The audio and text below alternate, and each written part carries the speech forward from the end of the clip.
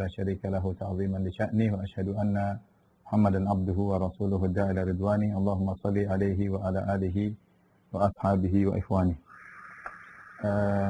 Ikhwan dan akhwat yang dirahmati Allah Subhanahu wa taala. Pada kesempatan kali ini kita akan masuk pada pembahasan berikutnya, yaitu bab ke-6 tentang larangan mengagungkan kuburan. Ini adalah pembahasan yang sangat penting di tanah air kita,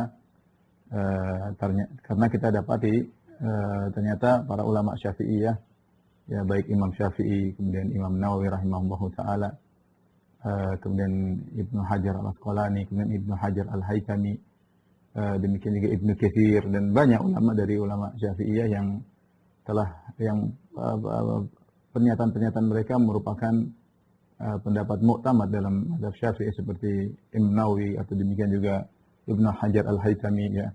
Mereka dengan tegas mengatakan bahwasanya misalnya sholat ke arah kuburan hukumnya haram karena bisa mengantarkan kepada kesyirikan. Kemudian juga tidak boleh mencari keberkahan atau sholat di kuburan karena mencari keberkahan dan pengagungan. Banyak ya mereka telah menyatakan dalam kitab-kitab mereka, ya. Ya, terlebih lagi ternyata pengagungan terhadap kuburan dan penghuni kubur akhirnya bisa mengantarkan kepada kesyirikan, ya, terutama kuburan orang-orang soleh. Dan ini sudah dinyatakan oleh para ulama Syafi'iyah. Contoh seperti Ibnu Hajar berkata, wa qissatus salihin kanat mubtada'a ibadati qaumi nuhin hadhil asnama thumma tabi'ahum man ba'dahu ala dzalik, ya. Dan kisah tentang orang-orang soleh, ya, merupakan permulaan terjadinya peribadatan kaum Nuh terhadap patung-patung ini, yaitu karena orang-orang soleh, ya, itu Wat, Suwa, Yagus, Ya'uq, Nasr, sebagaimana disebutnya Al-Quran. Orang soleh tersebut diagungkan, akhirnya diibadahi. Asalnya mereka orang soleh. Ini awal permulaan, kata Ibnu Hajar rahimahullahu taala dalam Fathul Bari, ya, ini adalah permulaan dari timbulnya kesyirikan, yaitu kaum Nuh beribadah kepada berhala-berhala. Kemudian kata Ibnu Hajar rahimahullah, "Tsumma tabi'ahum man ba'dahum ala dzalik." Kemudian orang-orang setelah mereka mengikuti, ya. Jadi tradisi pengagungan terhadap orang soleh akhirnya mengantarkan kepada peribadatan terhadap mereka, ini diikuti selanjutnya dan selanjutnya. Jadi bukan suatu hal yang sirna, tidak, tapi pengagungan terhadap orang soleh mengantarkan kepada peribadatan kepadanya, ini berlanjut, ya. Ibnu Katsir rahimahullah juga berkata, wa aslu ibadatil asnam, dan asal peribadatan terhadap patung-patung adalah minal mughalat fil qubur wa ashabiha, yaitu sikap berlebih-lebihan terhadap kuburan dan penghuni kubur, mengkultuskan kepada kuburan dan penghuni kubur. Jadi inilah yang terkadang kita pikirkan di tanah air kita. Banyak saudara-saudara kita yang mau bermazhab Syafi'i tapi mengagungkan kuburan, ya, mengagungkan kuburan, sengaja sholat di situ, mencari keberkahan di situ. Sementara ulama Syafi'iyah sudah melarang, ya. Jadi mereka meninggalkan ajaran mazhab Syafi'i, ya, kemudian melakukan pelanggaran-pelanggaran tersebut. Ikhwan dan akhwat yang dirahmati Allah Subhanahu wa taala, makanya suatu perkataan menarik dari Al-Imam Ibnu Qayyim rahimahullahu taala dalam kitabnya Ighatsatul Lahfan, di mana beliau ingin menjelaskan Rasulullah SAW sudah meletakkan aturan tentang kuburan. Tidak boleh begini, tidak boleh begini, tidak boleh begini, tidak boleh begini. Semua aturan ini dilanggar oleh kaum muslimin. Semua aturan ini dilanggar oleh kaum muslimin. Tidak lain Rasulullah SAW meletakkan peraturan-peraturan tersebut agar kuburan tidak dikultuskan berlebih-lebihan. Bukankah Nabi pernah berkata, "Kuntu nahaitukum an ziyaratil qubur, fal'an fazuruha." Dulu aku pernah melarang kalian ziarah kubur, sekarang ziarahilah. Kenapa di awal-awal Islam Rasulullah SAW melarang ziarah kubur? Di antaranya perkataan Muhallab, karena dikhawatirkan bisa mengantarkan kepada kesyirikan. Karena orang-orang baru saja di awal Islam baru saja meninggal kesyirikan. Di antara hal-hal yang berkaitan di sini adalah pengagungan terhadap penghuni kubur, sampai-sampai Nabi pernah menutup celah melarang ziarah kubur secara mutlak. Kemudian Rasulullah membolehkan karena maslahatnya besar. Tetapi bahwasanya pengkultusan terhadap penghuni kubur bisa menimbulkan peribadatan kepada penghuni kubur, ini sangat mungkin. Kalau ada yang mengatakan tidak mungkin, kalau tidak mungkin, kenapa Rasulullah SAW begitu ketat dalam hal ini? Ya, lihat Rasulullah SAW, perhatikan, ketika Rasulullah SAW berbicara tentang kuburan, kata Ibnu Qayyim rahimahullah taala, Rasulullah SAW melarang untuk sholat ke arah kuburan.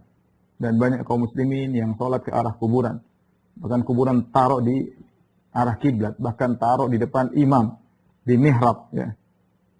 Kemudian Rasulullah SAW melarang kuburan dijadikan masjid-masjid. Sementara sebagian kaum muslimin bangun masjid tempat ibadah di atas kuburan. Kuburan jadikan gede, kemudian ditaruh tempat orang masuk ke situ, kemudian jadikan tempat ibadah. Ya. Ya. Bahkan sebagian kuburan-kuburan dijadikan tempat peribadatan menyaingi masjid, kata Ibnu Qayyim rahimahullah taala. Orang makmur ke situ, ramai ke situ, sementara masjid tidak seramai itu. Ya, bahkan pernah saya mendapati suatu kejadian, ada kuburan, ada masjid yang tidak begitu ramai. Akhirnya dia kasih ide, kalau mau ramai, taruh kuburan di situ, ya, kuburan wali ke, kuburan habib ke, supaya orang ramai datang. Karena kecenderungan orang bukan ke masjid, kecenderungan ada kuburannya. Kuburan ini yang menjadi berkah, menjadi sehingga ada ketergantungan, keterikatan kepada kuburan tersebut. Ya. Rasulullah SAW melarang menyalakan lampu di kuburan, sementara sebagian orang bahkan mewakafkan hartanya untuk menyalakan lantara-lantara di atas kuburan. Ini berkata Ibnu Qayyim rahimahullah taala. Rasulullah SAW melarang kuburan dijadikan id, ya, suatu kegiatan rame-rame kumpul-kumpul perayaan tahunan, sementara sebagian orang menjadikan id, ya. Tatkala acara haul mereka pergi ke kuburan seperti id, ya, berulang-ulang. Ini terjadi di antara kaum muslimin. Rasulullah SAW memerintahkan untuk meratakan kuburan-kuburan. Dan ini dalilnya dalam Sahih Muslim, jelas. An Abil Hayyaj Al-Asadi, dari Abu Hayyaj Al-Asadi, beliau berkata, qala li Ali ibn Abi Thalib. Ali bin Abi Thalib pernah berkata kepada Abu Hayyaj Al-Asadi, ala aba'atuka ala ma ba'athani alaihi Rasulullah SAW. Maukah aku utus engkau, aku tugaskan engkau sebagaimana Rasulullah SAW pernah menugaskan aku. Allah tada'a timsalan illa tamastahu. Jangan kau lihat ada satu patung pun kecuali kau hilangkan. Wala qabran musyrifan illa sawaitahu. Tidak ada kau dapati satu kubur yang tinggi kecuali kau ratakan. Ini wasiat Nabi kepada Ali bin Abi Thalib radhiyallahu taala anhu. Ya, kalau kita bicara tentang kita tahu zuriyah Rasul, para habaib semuanya kembali kepada Ali bin Abi Thalib, ya. Kakek moyang mereka, Ali bin Abi Thalib, pernah disuruh oleh leluhur mereka, Nabi Muhammad SAW, Nabi menyuruh Ali untuk meratakan kuburan. Maka seharusnya keturunan Ali radhiyallahu anhu dan keturunan Nabi Muhammad SAW sekarang yang paling utama untuk menjalankan tugas yang pernah dikerjakan oleh nenek moyang mereka, Ali bin Abi Thalib, atas perintah Rasulullah SAW. Bukan sebaliknya, malah meninggikan kuburan, meramaikan kuburan, kemudian ya, dan bermacam-macam yang mereka lakukan. Ya. Bukan sebaliknya. Harusnya mereka yang paling utama menjalankan hadis ini. Bukankah ini perintah Rasulullah SAW kepada Ali bin Abi Thalib? Sahih Muslim. Tidak ada yang ragu tentang kesahihan hadis ini. Ya. Maukah, kata Ali bin Abi Thalib, dia meneruskan dia perintah orang lagi. Jadi perintah tersebut berkelanjutan. Kata Ali, maukah aku perintahkan engkau sebagaimana Rasulullah SAW pernah perintahkan aku? Jangan kau biarkan patung kecuali kau hancurkan, ya, dan jangan kau biarkan ada kuburan yang tinggi kecuali kau ratakan. Demikian juga Imam Muslim meriwayatkan dalam sahihnya dari Sumamah bin Sufay, ya, Syufay. Dia berkata, kunna ma'a Fadala ibni Ubaid bi ardi Rum Birudat, ya, atau Birudis, ya. Kami satu hari bersama Fadala bin Ubaid di suatu daerah di negeri Romawi. Fatufiya sahibun lana. Maka ada sahibun lana, salah seorang dari kawan kita meninggal dunia. Fa'amara Fadalah bin Ubaid biqabrihi fasuwiya. Ya. Kemudian Fadalah menyuruh agar sahabat kita tersebut dikuburkan, kemudian diratakan kuburan tersebut. Kemudian dia berkata, sami'tu Rasulullah SAW ya'muru bitaswiyatiha. Aku mendengar Rasulullah SAW memerintahkan untuk meratakan kuburan, bukan untuk ditinggalkan, bukan untuk diagungkan. Lihat, ini perintah Nabi SAW, kuburan diratakan, dilanggar oleh kaum muslimin. Bikin kuburan mewah-mewah, bikin kuburan besar-besar, jadikan ada kubah-kubahnya, jadi seperti masjid. Ya, sampai sebenarnya di YouTube bagaimana kuburan ya seperti masjid. Bahkan kalau masuk ada sholat tahiyatul kuburan, bukan tahiyatul masjid. Sehingga tadi kata Ibnu Qayyim menyaingi masjid-masjid yang ada. Bahkan orang lebih gandrung untuk kuburan daripada ke masjid. Kemudian juga Rasulullah SAW melarang untuk menyemeni atau mengapuri kuburan dan membangun di atasnya. Hal ini sebagian diriwayatkan oleh Imam Muslim dan dari Jabir bin Abdullah, ia berkata, "Naha Rasulullah SAW an yujassasal qabr." Rasulullah SAW melarang dikapuri kubur wa an yuq'ada alaihi, dan dilarang untuk diduduki, wa an yubna alaihi, dan dilarang untuk dibangun di atasnya. Rasulullah SAW juga melarang untuk menulis di atas kuburan, sebagaimana dikatakan Abu Dawud dan Tirmidzi dalam sunan mereka dari Jabir. Nah, Nabi SAW an tujassas al-qubur wa an yuktab alaiha wa an yubna alaiha.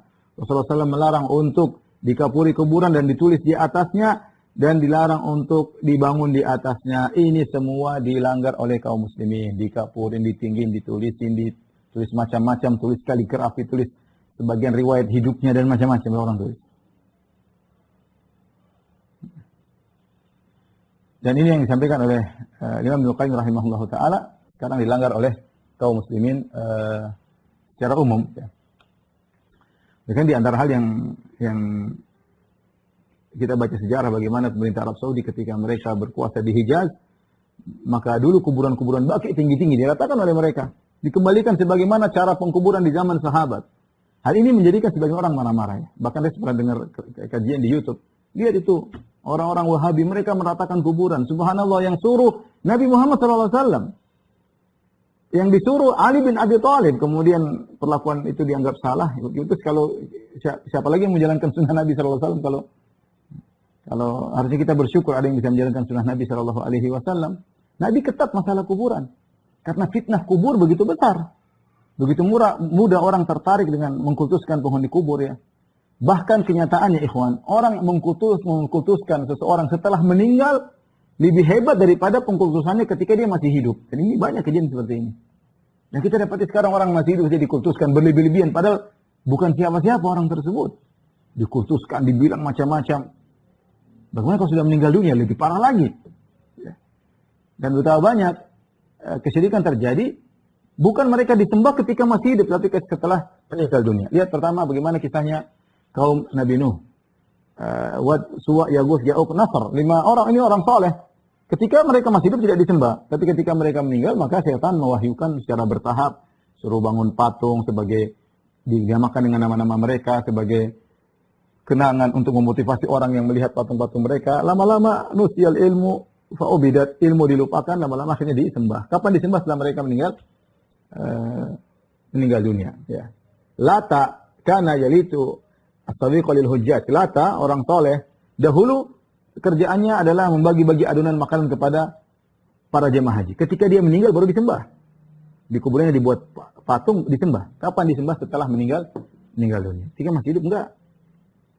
Tidak usah kita bicara misalnya Siddhartha Gautama. Siddhartha Gautama ketika dia masih hidup tidak ada yang ngomong dia Tuhan. Bahkan dia tidak mengatakan dia seorang nabi. Tapi ketika dia sudah wafat dan keyakinan mereka masuk ke alam nirvana, disembah sekarang.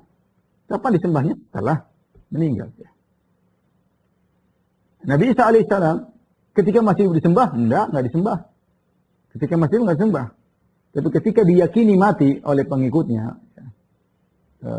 kemudian kalau Islam kan diangkat ya. Baru kemudian setelah dia tiada setelah tiada di atas muka bumi baru kemudian disembah oleh para pengikutnya ya. Dan banyak seperti itu. Ya. Jadi justru ketika meninggal maka dianggap semakin hebat, semakin mencapai tingkatan tinggi, akhirnya malah disembah. Karenanya pengkultusan terhadap penghuni kubur ini mengantarkan penghuni kubur tersebut suatu saat akan disembah. Maka Rasulullah SAW benar-benar memasang aturan-aturan yang ketat tentang kuburan. Tadi sudah kita sampaikan, tidak boleh sholat ke arah kuburan, tidak boleh bangun kuburan, tidak boleh bangun masjid di atas kuburan, tidak boleh dikasih nama, tidak boleh tulisi, tidak boleh dikapuri, tidak boleh dikasih lampu, ya. Kemudian tidak boleh tinggal, harus diratakan, bahkan perintah untuk diratakan, ya. Ya, ini semua agar terjauhkan masyarakat dari pengkultusan terhadap kuburan. Jadi ikhwan dan akhwat yang dirahmati Allah Subhanahu wa taala, kita akan menukil beberapa perkataan para ulama Syafi'iyah tentang hal ini agar kita tahu bahwasanya ini bukan hal yang bukan jangan sampai kita dituduh macam-macam, sementara ulama Syafi'i juga mengatakan demikian. Lihat An-Nawawi rahimahullahu taala berkata dalam kitabnya Al-Majmu' Syarhul Muhadzab Syirazi ya. Beliau berkata wattafaqat nususus Syafi'i, dan nas-nas al-Imam Syafi'i wal ashab, dan nas-nasnya pernyataan Imam Syafi'i dan al-ashab. Al-ashab maksudnya para ulama besar mazhab Syafi'i. Ya, ulama-ulama besar mazhab Syafi'i ya. Ala karahati bina'i masjidin alal qabr. di mana mereka sepakat dibencinya membangun masjid di atas kuburan. Sawa'un kana al-mayyitu masyhuran bis-shalah aw ghairihi. Sama saja apakah mayatnya terkenal dengan kesolehannya atau selainnya. Li umumil ahadits, karena keumuman hadis-hadis yang melarang akan hal tersebut.